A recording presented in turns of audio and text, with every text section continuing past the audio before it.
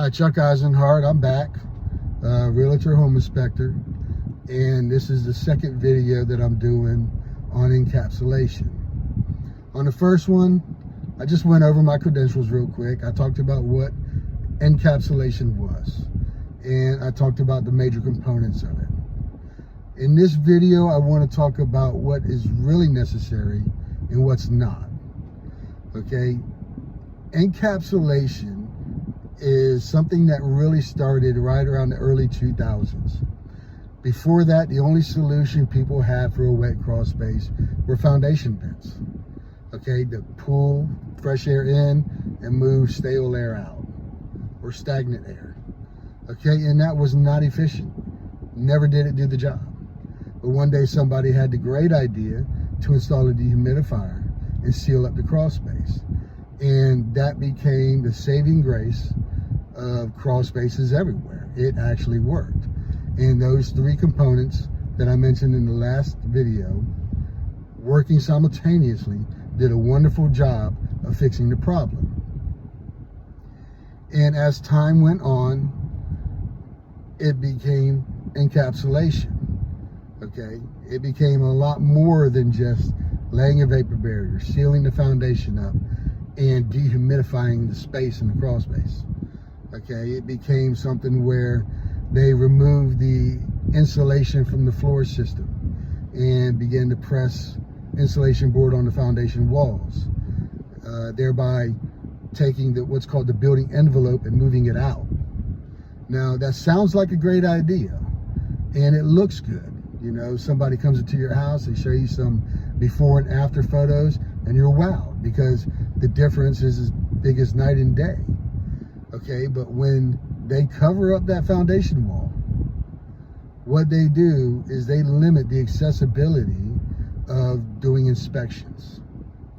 Okay, let's talk about termites. If termites get into your crawl space, okay, and they begin to work their way up that foundation, all they have to do is find the smallest crack in the block, in the joint, or even a gap left behind.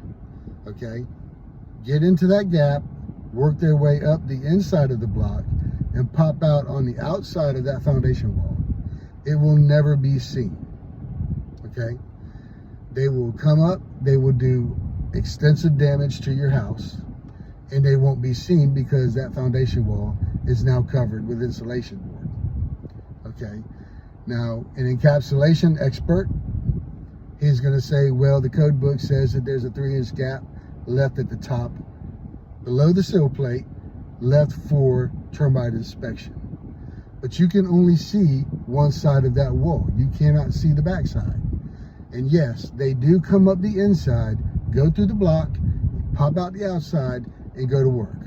It happens. It's not uncommon. Okay, so let's say that happens in your encapsulated crawl space, and in a couple years the damage shows up. Your pest control company is going to come to your house, and the first thing they're going to do is they're going to cut a hole in that plastic, the length of that wall. They're going to tear it down because now they have to drill holes into your block foundation to treat the interior voids of the block. Okay, now that pest control company, they're not going to fix it. It's on you to fix. So the thousands of dollars that you spent insulating that wall for encapsulation just went down the drain. You're going to have to spend the money to do it again. Now, from a home inspector's point of view, if I'm a home inspector and I go into a crawl space and I see that there is insulation on the foundation wall, well, in my report, I'm going to write that that foundation wall is inaccessible for inspection. And any defects that are present will not be noted. And basically, you will not know if there is a problem or not until you go to open a door or a window and it scrubs the floor, or it don't, or the window sash doesn't go all the way up to the top. It binds. That's when you're going to know that you have a problem. And when that happens, what's going to happen? Somebody's going to go into that crawl space and they're going to tear out all that encapsulation to find the problem and fix it. So once again, you're wasting money. Okay, so That's the foundation wall. There's a whole nother problem in encapsulation in your foundation, and it has to do with the piers, okay? They will wrap that pier all the way to the top with plastic. Okay, what happens with that? Well, what happens is now you have created a microclimate around that pier, and you have not allowed that masonry to breathe. Masonry is porous, it must breathe, okay? Condensation rises up out of the ground, collects on that pier, it stays on that pier, and it begins to deteriorate the mortar that is holding those blocks together.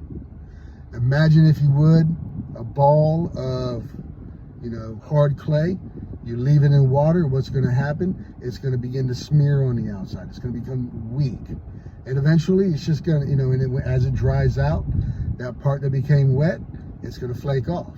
And so that's the cycle, okay? Your mortar is going to be destroyed. Your foundation may start to shift. And what's going to happen? Somebody's going to go into that cross space and they're going to tear it out in order to find and fix the problem. I'm going to have to do a third video because this is a lot of information. So please hang out and catch the last video.